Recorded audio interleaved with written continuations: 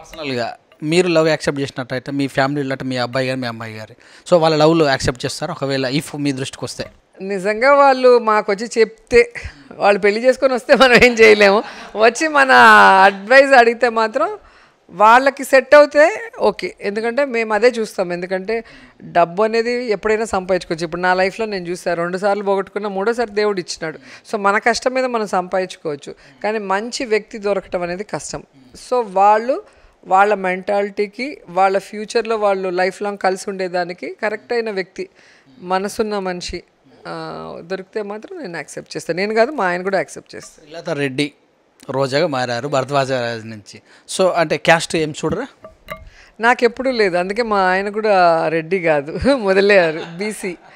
So నేను caste చూడను కాదు కాబట్టే మా ఇంట్లో వాళ్ళు, మా హస్బెండ్ అడగగానే ఒప్పుకున్నారు.